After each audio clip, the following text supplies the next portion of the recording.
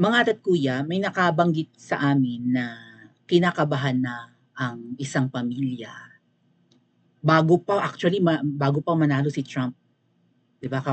Well, projected winner na si Trump ngayon. Pero few days ago may nagbanggit ng kinakabahan na ang pamilyang ito at meron na daw silang evacuation plan. Ay di lalo pa ngayon na si Trump ay maka-Duterte naman yan eh. Gusto niyo ng proof. O, well, kailan ba binalita yon? Lumabas kasi sa Inquirer mga ate at kuya, sa isang article ng Inquirer, na sinabi ni Trump kay Medialdea, Salvador Medialdea, right? Secretary ni Pangulong Duterte. Tell Rodrigo I like him very much. Ano, kuting? Oh. I believe, sabi nga na Atty. Glenchong, I believe Trump does not like the cheating Bangag Marcos couple. Ayaw daw ni Trump ng cheating Bangag Marcos couple in Malacanang. Actually, sabi nga po, si Trump ay he'll go after sa mga mandaraya sa election kasi hindi, alam niyo mga tat kuya, totoo naman yun eh, ang ating boto ay sagrado. Hindi ito dapat binababoy. Hindi ito dapat nadadaya. Okay? Kasi iisa lang ang boto natin.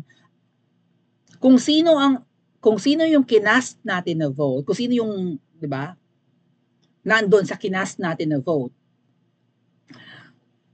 it could make or break someone's political career. It could make or break a country's future or something. Lalo kung close fight na ganyan, baka mamaya yung boto mo pala ang tiebreaker. Halimbawa, ang boto ay 31 million. Tapos, parehong 31 million na yung mga kandidato. May isang botanteng hindi pa nabibilang, ikaw pala yun. 31 million and 1 vote pumatak kay Lenny. Si Lenny ang presidente, hindi si Koteng.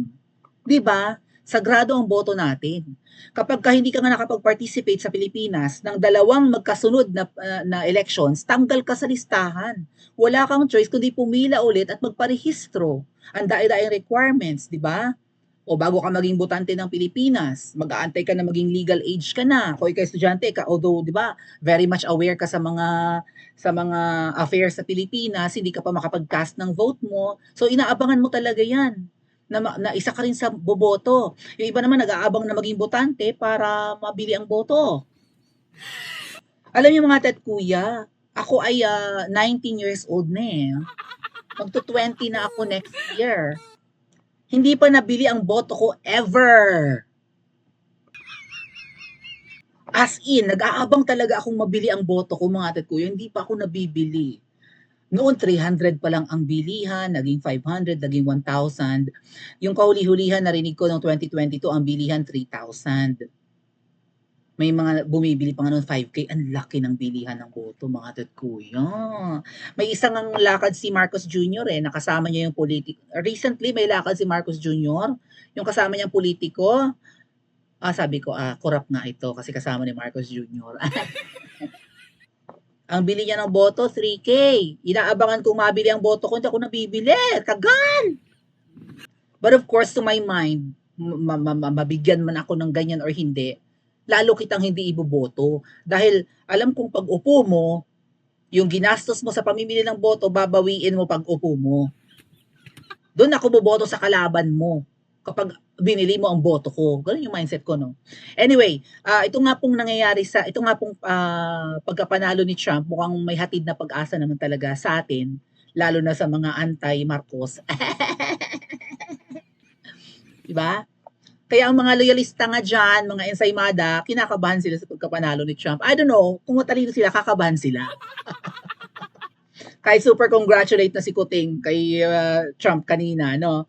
Pero kinumpara ko nga yung message ni Kuting at saka yung pag-congratulate ni PRRD, ibang-iba, layo. Yung kay Kuting parang sinulat lang na high school essay. Also, sabi ko nga self-serving, parang imbis na mag-celebrate siya sa pagkapanalo ni Donald Trump, parang, ewan ko, basta, parang gusto niya magiging favorable sa akin itong pagkapanalo mo, parang ganun. Nga ba? magiging favorable nga ba? Sabi daw po kasi ni Trump, at na-excite na si Attorney Glenn Chong, Donald Trump once promised in his Truth Social account, meron palang Truth na app, gano'n, that he will go after election cheaters once elected as president again. And naniniwala ako dito mga kuya. Yung nakaraang US elections, when was that? 2022 ngayon, 2024 ngayon. So 2020, was it 2020 yung nanalo ay si Biden? Thank you po, Felizardo Aguilon. Alam ni Trump na dinaya siya noon. Right? May mga nakunan ng CCTV na yung mga botong through mail, nakunan ng CCTV ng USPS, United States Postal Service, right? May nakunan sa CCTV na parang binuksan yung mga balota, mail-in ballots, or may iba doon na hindi talaga dineliver, hindi na bilang. May isang CCTV ganyan nag-trending na naniniwala si Trump na dinaya siya noong 2020. I think that was in 2020. So, gigil si Trump, hindi to, kung ikaw Marcos Jr., gigil na nadaya ka ni Lenny, lalo na si Trump, gigil din yan. Paano siya tinalo ng isang ulyanin na yun? Tapos, nung umupo si Biden, nagkanda. Alam mo, Kuting, ang administrasyon mo, well, at least ang US ay, di ba, strong economy. Pero, ikaw yung parang, sorry, sa kumakain. Ikaw yung parang tae comparison sa Biden administration. Yung mga nasimula ni Trump, parang na-put to waste. Di ba, nasayang yung mga nasimula ni Trump pag upo ni Biden. Parang ikaw rin yan, Kuting. Worse ka pa nga kay Biden, Kuting. At least si Biden, ulyanin dahil may edad na. Ikaw ay lutang kahit na bata ka pa naman. At bata ka namang tingnan. Hindi ka pa naman 90 anyos. Hindi ka pa naman centenarian. So, parang ganon. So, galit na galit si Trump. I think, no? Meron din siyang trauma. Meron din siyang, antag dyan? Meron siyang heartache or whatever sa pagkatalo niya nung 20, saan ka naman nakakita, incumbent ka, right? Ang ganda ng mga ginawa mo. Tapos natalo ka. Ang ganda ng administrasyon ni Trump, parang Duterte. Kaya nga magkaibigan niya, si PRRD tsaka si Trump. Ang ganda ng, di ba, naging ayaw ni Trump ng kaguluhan. Walang war during his term.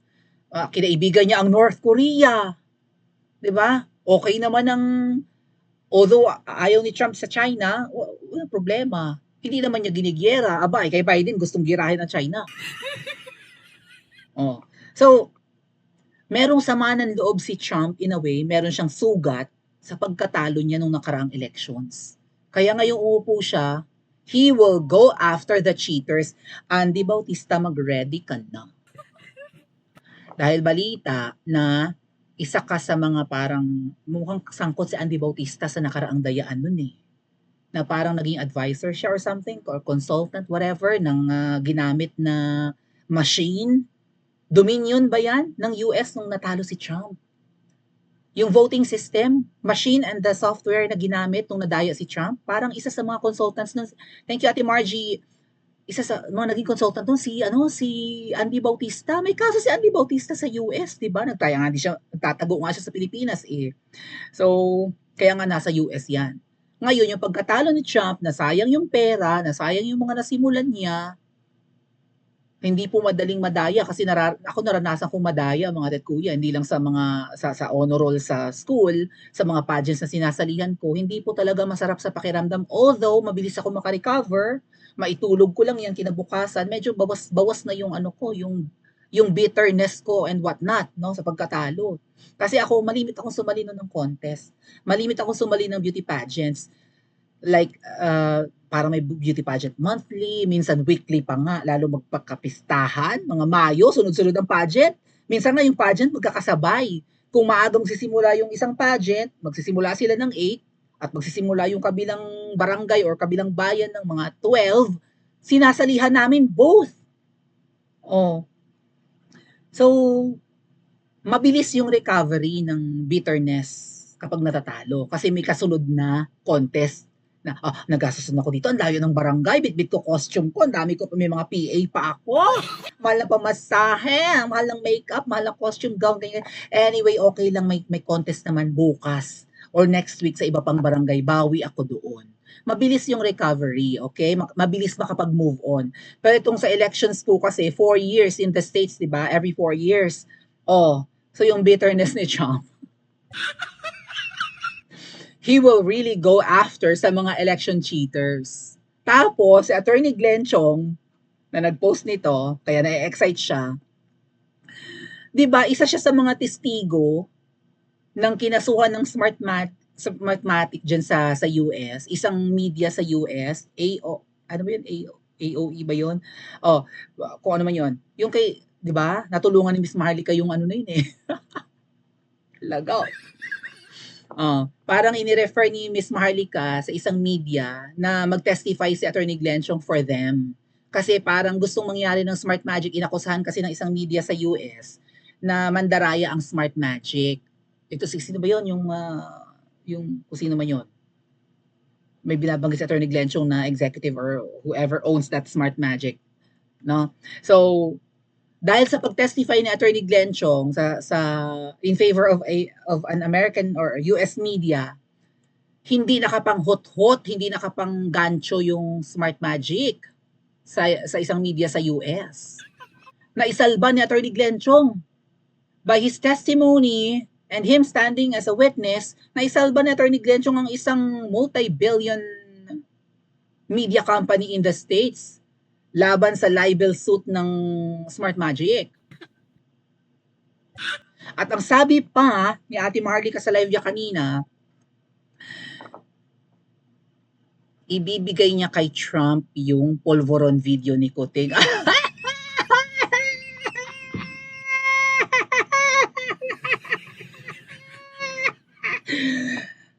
Lagot ka, Kuting. Okay? At hindi lang siguro ibibigay ni Miss Marlica or i-email yan sa White House kapag si Trump na nga nakaupo, baka isulat pa ni Miss Marlica doon, hindi lang adik ang presidente namin, mandaraya pa. Ang isang testigo dyan sa kaso ng software na Smart Magic sa US, yung sinampahang media dito sa atin, na si Attorney Glenn Chong, ay makakapagpatunay na ang presidente ng Pilipinas ay mandaraya, hindi lang adik. Dahil ang asawa niya na butod ay nakipag-usap sa, 'di ba, sa mga executives ng Smart Magic para hilutin ang eleksyon. Sina Attorney Glenn Chong at kung sino-sino pang yung mga nagsampa ng kaso sa COMELEC ay nagsasabi na hindi totoo ang 31 million votes ni Kuting. Baka 21 million. Mga tet kuya, kahit isang boto ang hindi mabilang ng isang software, ibig sabihin hindi yan reliable. Ay! Nadi-disconnect! Ano ba? Dali lang. Nadi-disconnect tayo. Anyway, 'di ba? Kahit isang boto lang ang hindi mabilang ng makina, ibig sabihin hindi reliable ang automated elections. Yun pang ipagpalagay mong 10 million votes ang hindi totoo or hindi nabilang ng tama. So ano Kuting, umaasa ka na magiging paborable sa'yo itong pagkapanalo ni Trump? Good luck sa'yo. Ayaw rin ni Trump ng giyera. So malamang itong mga kaya siga-sigaan kayo mag-asawa ay dahil nandito nga yung mga kano, 'di ba? Nandito yung mga base militar nila. So feeling ninyo hindi kayo kayang lusubin ng taong bayan kasi tuta kayo ng kano. Good luck. Okay? Nga pala mga tet kuya, meron isang post dito. Share ko na sa inyo. Ayun nga pala. I believe Trump does not like the Ito. Few days ago, hindi pa nag-election sa US, may post si Pambansang Dalaga kung gaano daw to katotoo, ha? From another chat group circulating now in all camps, Romualdez alis na now na. Ako Kuting, pinapasipa yung pinsan mo. Babalikan natin to ha. Pero ang sabi dito, ang dami daw kasing mga limpak-limpak na pera na parang saan napunta. Ay, kay Trump ito. This is for Trump. I-discuss, kay ano rather, kay Tambaloslos, sa susunod natin to discuss. Pero, Kay pambansang dalaga rin siguro yun. May isang post mga ate at kuya, maybe shared by pambansang dalaga as well, na may umiikot daw na sulat sa men in uniform.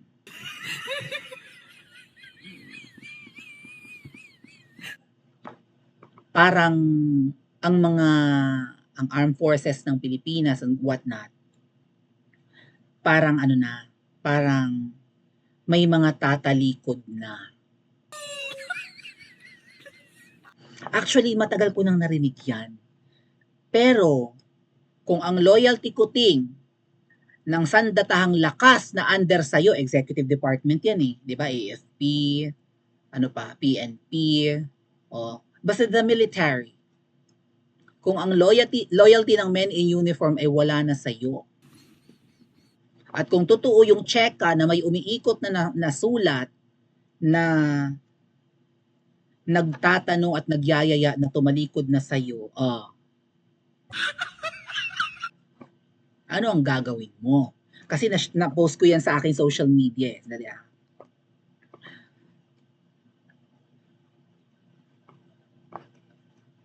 yung may evacuation plan na ang pamilya nila. I may mango. May evacuation na raw ang pamilyang Magna Cacao. So malamang siguro itong mga nag-uusap-usap na men in uniform, natutunugan nyo rin naman. Kasi baka mamaya yung nayayaya nila, loyal pala kay Ahas, loyal pala kay Palaka, right? Hindi naman siguro lahat ng men in uniform ay nayayayain nila ay, although makikiramdam mo na sila, ano ba to? Sa tingin mo, hindi na to satisfied rin? Kasi baka ganun eh, 'di ba? Baka may isang men in uniform, halimbawa may isang sundalo na kunwari na nagdadabog-dabog muna. Sabi, ano ba 'yan? Binawasan yung benefits natin. Ano ba 'yan? Binawasan yung sweldo natin. 'Di ba? Ano ba 'yan? Mukhang hindi ako mapopromote, malapit na ako mag-retire. Baka mamaya nagdadrama lang yung ano na yun, yung sundalong yun. Tapos ito namang mga men in uniform na parang gusto ng tumalikod, ay, naku, kaalyado natin yan at di ba, marami na siyang mga frustrations din, yayain natin. Yung pala planted, la chika, ano ba? Total ano naman, total mukhang galit na yung taong bayan, total ay, di ba, marami na ang umaayaw, baka gusto mong sumama sa amin, tumalikod na tayong lahat ng sabay-sabay. Tapos nagchuchu lang pala doon kay na Kuting at kay Ahas na, "Hoy, mukhang merong coup. Mukhang may magaganap na pag-aaklas ang men in uniform." Nachuchu. Malamang natunugan nila yan. Usap-usapan na yan eh. Marami na ang dissatisfied sa pamumuno ni Kuting. Alam ng men in uniform, kahit sino, even police, na ibang-iba ngayon. Hindi lahat ng tao kasi mga ate at kuya ay gusto yung lousy na trabaho or katamaran. Katulad na lang sa aming magkakaklase, no? Nung ako'y nag-aaral pa. 40 kami magkakaklase, 45. Nung nag-announce ang teacher na wala tayong klase kasi may seminar ako. Alos buong classroom nagsisigaw, yay, yay, yay, yay, walang pasok. Siyempre, pabor sa mga estudyante, hindi sasakit ang ulo, di ba? Pero hindi lahat natutuwa pag walang pasok. Isa ko dun. Katulad nung 1 oras at kalahati lang naman yung subject nyo, halos 2 units lang. Tapos absent pa si teacher. Tapos papalapit na yung prelim or yung midterm. Like, okay, absent siya ngayong week na to, ang klase lang naman natin sa kanya ay once a week. So, isang linggo na lang ang bubunuin natin, tapos exams na. Anong ipapa-exam niyan? Baka Baka mamaya sabi niya, "O basahin niyo yung mga chapters na ito ng libro at papasok 'yan sa exam natin, mag-self-study tayong lahat." Mahirap mag-self-study mga kuya, iba pa rin yung may nagtuturo, 'di ba? Plus private kami, nagbabayad kami ng tuition tapos yung teacher, laging wala. Either may seminar, either pinadala ng school for whatever workshop and whatnot, either may sakit, or may, 'di ba, may mga ganap sa kanilang pamilya. Hindi lahat ng estudyante matutuwa na walang klase. Kami yung mga nagbabayad ng tuition, 'di ba, sayang pera. Oh, sayang yung mababakante ka ng sabi mo halimbawa 3 hours, mababakante ka ng 3 hours, tutunganga ka ng walang ginagawa, mag-aantay ka pa ng matapos yung oras na para sa teacher na to kasi may next subject ka pa. O, hindi lahat natutuwa. So, ibig sabihin, hindi lahat ng uniformed personnel natutuwa sa ganyan na walang ginagawa or petiks-petiks lang. Yung iba kasi trained sila to be active, 'di ba? Gusto nila yung may ano, may ginagawa, may pinagkakaabalahan, 'di ba? Napapagpag ang katawan or nababatak sa trabaho. Diyos ko po, nagpapagulong-gulong nga yan nung kanilang training, nung estudyante pa nagpapagulong-gulong sa bato, 'di ba? Nagte-trekking and whatnot. Tapos biglang ngayon sa panahon ngayon, wala petics. Lumalaki na naman ang mga tiyan nila. Ay, hindi lahat gusto yung ganyan. Tapos pag may mga kalamidad, parang hindi naman sila binibrief agad. Ay, excited ang mga, di ba, gustong-gusto ng karamihan sa men in uniform na maging, yun naman talaga para silang hero ng bansang ito. Sila yung taga-salba ng mga nalalagay sa alanganin. Sila yung trained para dyan, mag-rescue, ganyan. O may mga EDCA sa sikoting dito, pero wala naman nangyayari sa kanyang mga, wala naman tayo nakikita mga kano na pag bumagyo, may kalamidad, lumindol, bumaha. Wala naman tayo nakikita ang kano na lumulusong sa baha. So, anong ginagawa ng mga EDCA sites na yan? Ang mga men in uniform natin, gusto yung ganun, heroic, right? Bayani, lagi. Ilagay ang sarili sa panganib. Trained naman sila na makasurvive sa mga ganyang calamities. Di ba masaya na silang makarescue, masaya na silang na bumababa sila sa field or what. Hindi sila masaya sa administrasyon mo, puting. At sigurado nakakarating sa inyo ang mga balaki na ito ng ibang men in uniform. At kapag yan ang nag-aklas laban sa inyo, ano ang gagawin nyo? Kasi may nag-checka sa amin, meron na kayong evacuation plan. Mga ate at kuya, saan kaya sila pupunta sa kasakaling tumalikod ang mga taong inaasahan nilang poprotekta sa kanila? Kasi trabaho yan ng, di ba, ng AFP, ang protektahan ang first family. Pero kapag ka ang men in uniform tumalikod sa kanila, yung inaasahan nilang magiging mga security guards, bodyguards, and whatnot nila, mga, di ba? Yung feeling nila, utusan nila, ay hindi nasusunod sa susuway na. Saan sila tatakbo? Pupunta ba sila sa UK? Babalik ba sila sa Hawaii? Or maybe in the Middle East? Maybe in Switzerland. Saan kaya sila pupulutin? Or saan, papayag ba tayong makatakas ang mga yan? Pa-comment po sa comment section at mag-like and subscribe din po kayo.